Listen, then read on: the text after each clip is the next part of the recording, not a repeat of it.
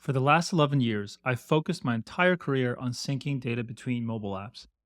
I was passionate in the space to have joined multiple and even started a company just in this field. After years of implementing mobile apps for companies, I started to notice something. Once we sold and implemented a sync platform, we had to wait for iOS or Android engineers at the customer company to build an entire app on top.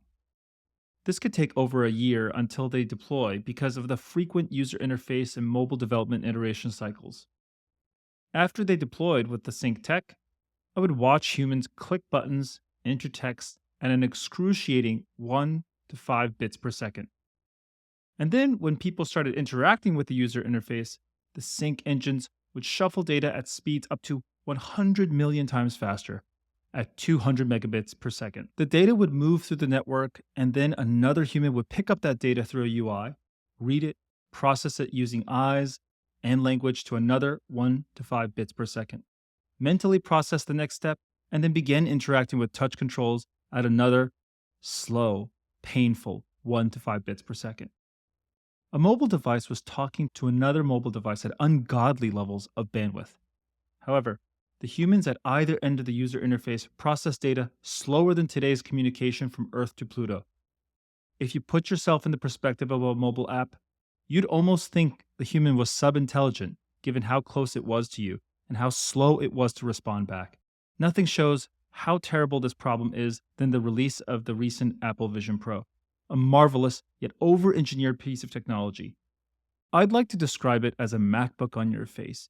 It has an M2 chip, an R2 chip, a fan, 12 cameras, LiDAR scanners, OLED screens, and more. All of this gear makes the device unbelievably uncomfortable, heavy, and socially unacceptable. This bulk of hardware is mostly to help us translate hand and eye movements as analogs to touch and mouse cursors by tracking and translating how the hands and pupils move about. More technology is used to compensate or even translate the slow mechanical movements of fingers, hands, eyes, and voice. So I began to think hard. With mobile sales severely slowing down, if not staying flat for some brands, that the future of computing seriously could not be technology that requires mechanical data processing through eyes, voice, and hands.